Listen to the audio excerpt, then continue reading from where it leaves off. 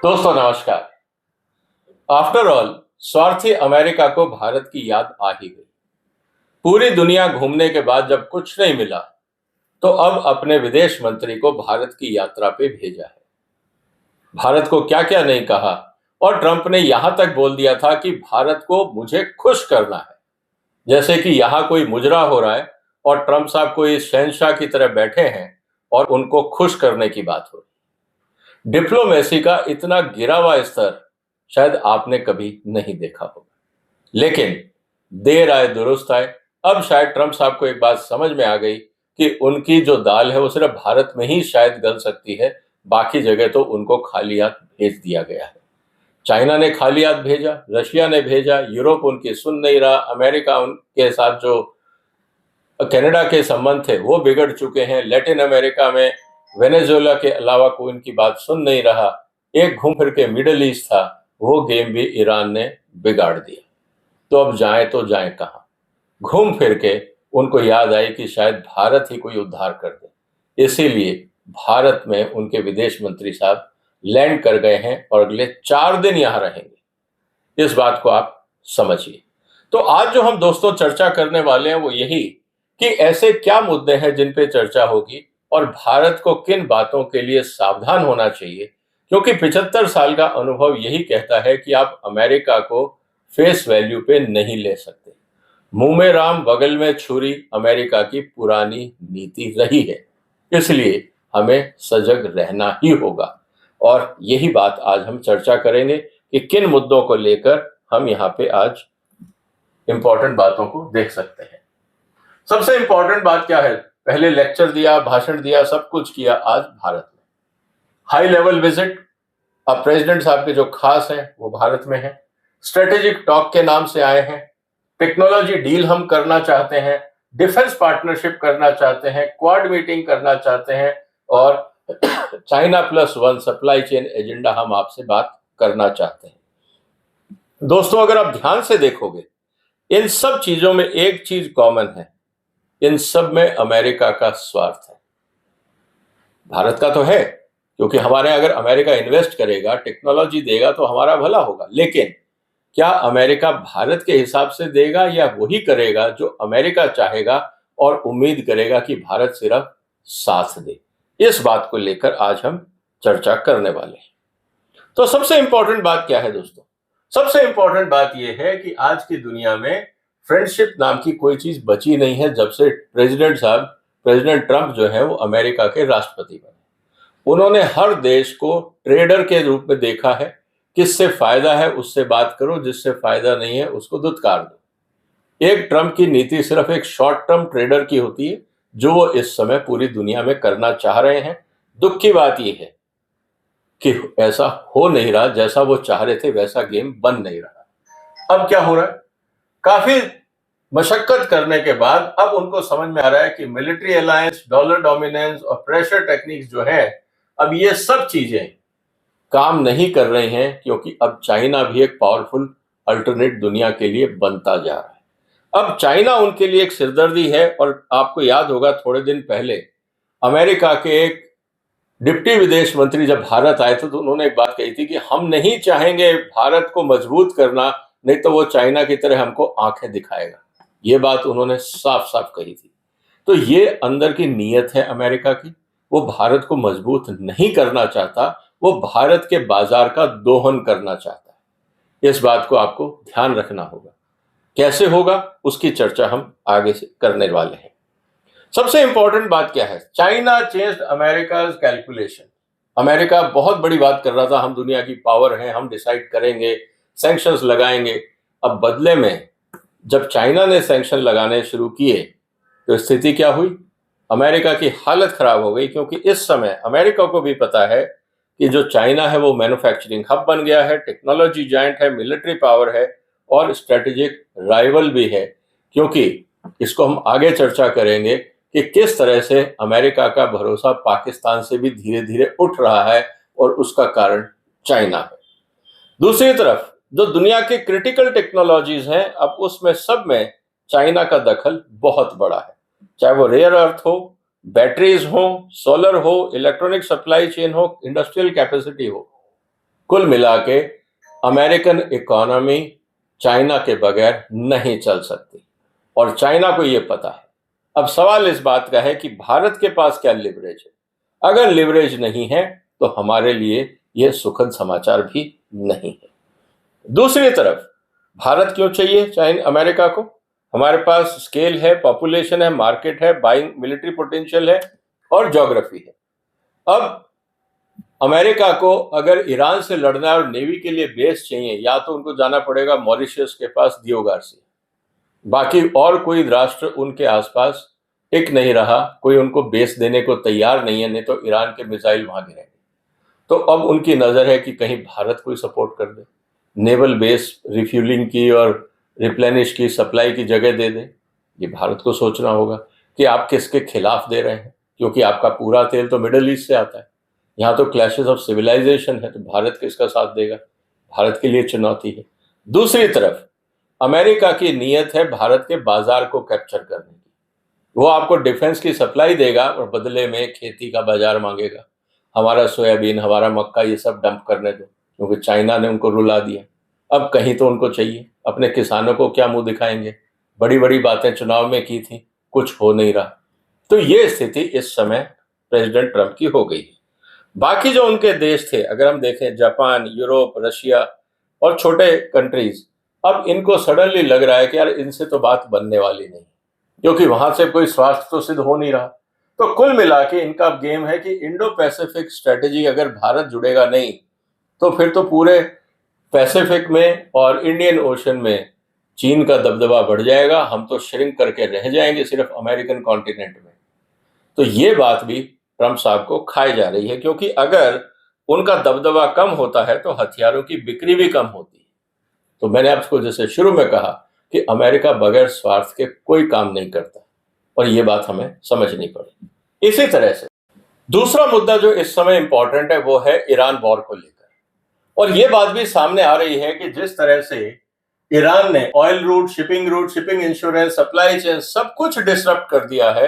अब ट्रंप साहब को ये समझ में आ रहा है कि जो हम सोच रहे थे कि ईरान कमजोर है और गल्फ में हमारा दबदबा रहेगा, अब वो पूरी इक्वेशन बिगड़ चुकी है। अब इस बात को लेके भी उनके लिए परेशानी है, और साथ में चाइना साथ नहीं दे रहा। ऐसी स्थिति में उनको चाहिए एक सप्लायर, एक ऐसा बेस जहां पे वो अपना माल बेच सकें और जरूरत पड़े तो वहां से खरीद सकें। तो घूम फिर के उनको भारत ही नजर आ रहा है। इस बात को हमें समझना पड़ेगा, और यही कारण है कि इस समय भारत जो है उनकी स्ट्रेटेजी के लिए इंपॉर्टेंट बनता जा रहा है। कारण बहुत सिंपल है। अगर हम इसको और थोड़ा डिटेल में देखें, इंडियन ओशन, भारत का पूरा एक्सेस है वहां पे। जितने भी ट्रेड रूट हैं वो इंडियन ओशन और भारत के आसपास से निकलते हैं। पूरे अगर वेस्ट एशिया में और साउथ चाइना में अनस्टेबिलिटी होती है तो एक इकोनॉमी है जो अपने आप को स्टेबल रखेगी, वो है भारत। और दूसरी तरफ मैरीटाइम स्टेबिलिटी के लिए भारत बहुत जरूरी है, क्योंकि सप्लाई बेस और शिप रिपेयरिंग का काम भी भारत के अलावा उनको कोई दे नहीं सकता। और कुल मिला के भारत अब एक ऑप्शन नहीं रहा, जो अभी तक ट्रंप साहब सोच रहे थे कि मुझे भारत की जरूरत नहीं है, भारत एक डेड इकोनॉमी है, बड़ी बड़ी बातें कर रहे थे। लेकिन अब समझ में आ गया कि उनकी कैलकुलेशंस गलत थी। इसके अलावा ट्रंप को एक बात और समझ में आ गई है कि जो मैन्युफैक्चरिंग पावर थी अमेरिका की वो खत्म हो चुकी है। अब वो सारा का सारा चाइना के हाथ में है। और चाइना को मजबूत किसने किया? उन्हीं 30 कंपनियों ने जिनको ट्रंप साहब अपने साथ फ्लाइट में बैठा के लेके गए थे, सीईओs को, कि चलिए मैं आपको चीन के राष्ट्रपति से मिलाता हूं। और राष्ट्रपति साहब ने क्या कहा? चीन ने कहा आपकी जरूरत नहीं है, आप घर जा सकते हैं। क्योंकि इस समय चीन ने बहुत क्लियर एजेंडा बना लिया है कि अमेरिकन और वेस्टर्न टेक्नोलॉजी से चीन को डीकपल करना है, क्योंकि ये अनरिलायबल है, ये टेक्नोलॉजी और बैंकिंग सिस्टम के साथ दादागिरी करते हैं, हमें इस पर डिपेंडेंसी रखनी ही नहीं है। तो कुल मिला के जब पूरा बाजार चीन का खत्म हो जाएगा और दूसरी तरफ चीन भारत और बाकी देशों में अपना माल बेचने लगेगा, तब अमेरिका की आर्थिक स्थिति और खराब होगी। इसीलिए अब उनको चीन का अल्टरनेट चाहिए। वियतनाम में कोशिश करी, लेकिन वहां पे भी चीन का इन्फ्लुएंस है। तो ट्रंप को ये लगता है कि शायद भारत एक ऐसा है जो सप्लाई चेन जो ब्लैकमेल कर रहा है चाइना, उससे मुक्ति मिलेगी। सेमीकंडक्टर्स में शायद भारत का साथ मिल सकता है, और जो इंडस्ट्रियल चैलेंजेस हैं हम उनको ढंग से मिलके देख सकते हैं। इसीलिए चाइना प्लस वन की जो पॉलिसी है, अब उसमें भारत उनको नजर आने लगा है। लेकिन भारत ने जो गलतियां करी हैं उसको भी हमें समझना होगा। ये कम से कम 15 साल पहले जब मोदी साहब आए थे, मेक इन इंडिया की बात की थी। अनफॉर्चुनेटली मेक इन इंडिया के स्लोगन के अलावा हम लोगों ने कोई टेंजिबल चीज ऐसी की नहीं जिससे हमारा लिवरेज दुनिया में बढ़े। जो भी हमने काम किया, दुनिया से इंपोर्ट किया या असेंबली लाइन करी, थोड़ा बहुत एक्सपोर्ट किया और ये कहने लगे कि साहब देखिए हमारा इकोनॉमिक डेवलपमेंट हो गया। 2014 में हमारा ट्रेड डेफिसिट होता था करीब 130-140 बिलियन डॉलर, जो आज बढ़कर हो गया है 280 बिलियन डॉलर। हमारा ट्रेड डेफिसिट डबल हो गया है मेक इन इंडिया के बाद। इसका मतलब क्या है? Make in India technically fail हुआ है और जो भी मेक इन इंडिया हो रहा है उसका सारा रॉ मटेरियल हम इंपोर्ट करके मेक इन इंडिया का लेबल लगा के बेच रहे हैं। इसीलिए ये ट्रेड डेफिसिट बढ़ता जा रहा है। पॉलिसी अनप्रिडिक्टेबिलिटी, अभी मैं वियतनाम में था, बहुत क्लियर लोगों ने कहा कि भारत की पॉलिसी पे भरोसा नहीं कर सकते।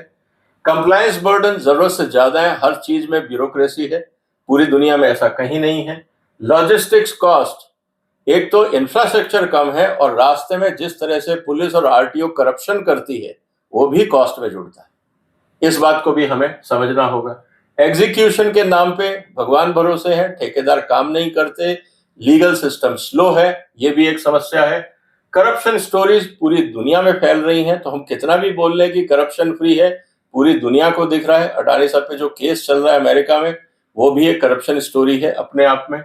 और क्रोनी कैपिटलिज्म, जैसा कि ऑपोजिशन भी बोलता है, दुनिया भी देख रही है कि भारत में इन्वेस्टमेंट्स क्यों नहीं आ रहा, एफडीआई क्यों नहीं आ रहा, क्योंकि जो पूरी की पूरी पॉलिसीज हैं उनका कोई आधार नहीं है। ये बात दुनिया कह रही है, भारत को सुधरना होगा। लेकिन इसके बाद भी जैसा मैंने कहा कि अमेरिका को भारत में पोटेंशियल दिखता है, क्योंकि 145 करोड़ की आबादी है, वो अपना माल बेचना चाहते हैं। अमेरिकन कंपनी एफडीआई डालें या ना डालें वो सेकेंडरी है। इसके अलावा एक इंपॉर्टेंट डेवलपमेंट जो हुआ है, अमेरिका को धीरे धीरे लगने लगा है कि पाकिस्तान अब उनकी गोदी में नहीं है। पाकिस्तान को भी पता है कि अमेरिका पे जरूरत से ज्यादा डिपेंडेंसी सही नहीं है, उनका जो खास दोस्त है वो है चाइना। और दूसरी तरफ मिडल ईस्ट, एनर्जी वहां से मिलेगी, बाकी सप्लाई और टेक्नोलॉजी जो उनको चाहिए वो चाइना देगा। और चाइना के लिए पाकिस्तान का रूट मिडल ईस्ट तक पहुंचने का बहुत आसान और छोटा रास्ता है। इसीलिए चाइना के लिए पाकिस्तान इंपॉर्टेंट है और मिडल ईस्ट के लिए पाकिस्तान इसलिए इंपॉर्टेंट है कि चाइना का बाजार उनको दिखता है। ऐसी स्थिति के अंदर अमेरिका को यह लगता है कि हम पाकिस्तान का कितना भी भला कर दें, अल्टीमेटली पाकिस्तान जाके बैठेगा चाइना की गोदी में। इसीलिए हमें सतर्क हो जाना चाहिए। और दूसरी तरफ उनको लगता है कि जो स्ट्रेटेजिक एडवांटेज पाकिस्तान से मिल सकता था उससे ज्यादा भारत दे सकता है। तो धीरे धीरे अमेरिका को ये बात समझ में आ रही है, तो उनका विचार बदल रहा है। इसके अलावा उनको यह भी पता है कि भारत के कुछ इस समय अपनी ग्रोथ के लिए टेक्नोलॉजी चाहिए और अमेरिका दे सकता है। लेकिन अमेरिका को यह पता है कि भारत को रशिया के अलावा और कोई टेक्नोलॉजी देने वाला नहीं है। राफेल के मामले में फ्रांस ने नखरे दिखाए, अमेरिकन कंपनियां टेक्नोलॉजी दे नहीं रही, चाइना दे नहीं रहा, तो एक ही होप दिखता है प्रेसिडेंट ट्रंप को कि हम टेक्नोलॉजी की कैरेट दिखा के भारत के बाजार को एक्सेस कर सकते हैं। और ये चीज एक इंपॉर्टेंट डेवलपमेंट है जिसको हमें समझना होगा। इसके अलावा सब कुछ अगर ट्रंप साहब के हिसाब से चला तो भारत के लिए मुसीबत आ सकती है। तो इसीलिए मेरा यह कहना है कि भारत को इस बात के लिए केयरफुल होना पड़ेगा कि आप अमेरिका को ब्लाइंडली ट्रस्ट नहीं कर सकते। जो अमेरिका है वो एक टिपिकल ट्रेडर है। जब बाजार में रेट ऊपर नीचे होते हैं तो ट्रेडर किसी ना किसी बहाने ऑर्डर कैंसिल करते हैं। ट्रंप का भी यही हाल है, वो भी एक्चुअली बिजनेसमैन ट्रेडर टाइप का आदमी है।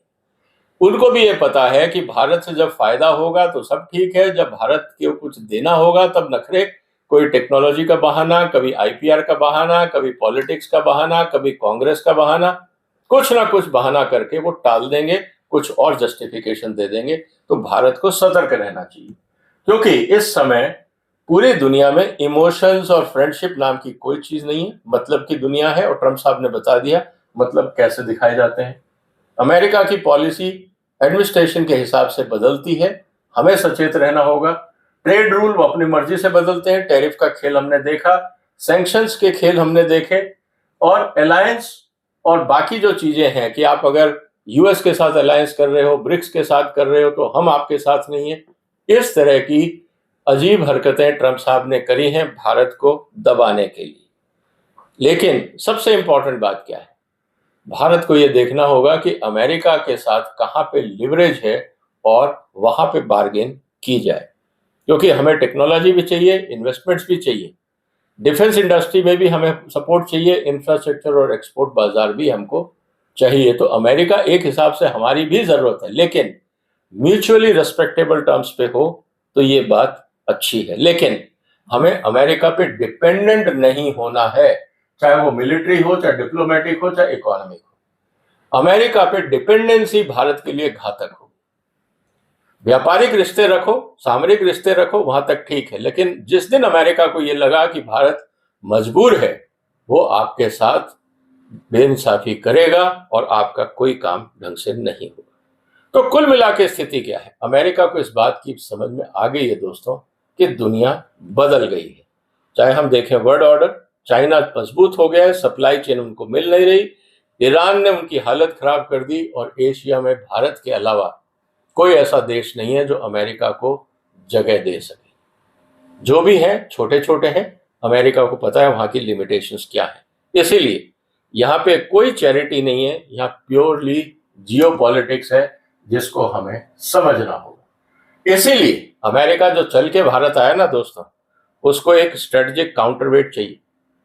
कोई एहसान करने नहीं आया, भारत से कोई दोस्ती या रिश्तेदारी निभाने नहीं आया, उसको एक इकोनॉमिक पार्टनर चाहिए, क्योंकि चाइना का जो गैप बनेगा वो भारत के अलावा कोई दे नहीं सकता, और टेक्नोलॉजी एलाई जरूरी है, और जैसा मैंने कहा इंडो पैसिफिक में एक स्टेबलाइजेशन फोर्स चाहिए जो भारत के अलावा हो नहीं सकती। तो इन सब बातों को अगर हम ध्यान से देखें दोस्तों, तो कहने का मतलब यही आ जाता है कि इस समय भारत के लिए एक अपॉर्चुनिटी भी है, लेकिन एक टेस्ट भी है। ये टेस्ट क्यों है? चाइना, रशिया, सारे देश देख रहे हैं कि भारत और अमेरिका के बीच में क्या खिचड़ी पक रही है।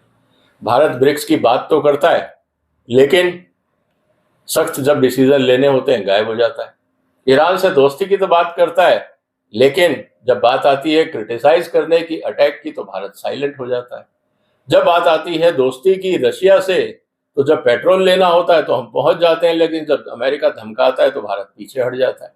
तो भारत की स्थिति बड़ी विचित्र है इस समय दुनिया में। इसको बदलने का ये टाइम आ गया है। मुझे लगता है कि भारत सरकार को बहुत सीरियसली देखना पड़ेगा, क्योंकि हमें इस समय स्ट्रेटेजिक इंटरेस्ट को ध्यान रखना है। अब कोई गलतियां नहीं करनी है, हम कर चुके हैं। पिछले 1-1.5 साल में हमने बहुत गलतियां करी हैं, जिसके कारण आज पूरी दुनिया में भारत पे भरोसा गिरा है, डिप्लोमेटिक लेवल में भी और व्यापारिक स्तर पे भी। हम माने या ना माने, हम अपने घर में बैठ के बहुत कुछ बोल लें, लेकिन जब आप इंटरनेशनल कॉन्फ्रेंसेस में जाते हैं, लोगों से मिलते हैं, तो आपको उनके विचार भी सुनने और समझने का मौका मिलता है। तो मेरा कहना यही है दोस्तों कि भारत के लिए इस समय एक मौका है, इंपॉर्टेंट है जियोपॉलिटिक्स के लिए। भारत अपनी जगह बना सकता है, लेकिन अगर अचानक अमेरिका को भारत की याद आई है ना, तो इस समय अमेरिका का स्वार्थ भारत से ज्यादा बड़ा है। तो संभल के कदम उठाना जरूरी है। आपको क्या लगता है दोस्तों, क्या भारत फिर गलती करेगा? क्या अमेरिका पे भारत को भरोसा करना चाहिए या रशिया के साथ ही रहना चाहिए? और क्या अमेरिका के लिए भारत को अपना कृषि बाजार खोलना चाहिए? ये सब इंपॉर्टेंट डेवलपमेंट्स हैं। आने वाले दिनों में चीजें सामने आएंगी और चर्चा करेंगे। तब तक आप इस चैनल को सब्सक्राइब कर लीजिए, इस वीडियो को शेयर करिए और अपने विचार कमेंट बॉक्स में जरूर लिखिए। फिर मुलाकात होगी एक और महत्वपूर्ण चर्चा के लिए। तब तक अपना ध्यान रखिए। फिलहाल वंदे मातरम।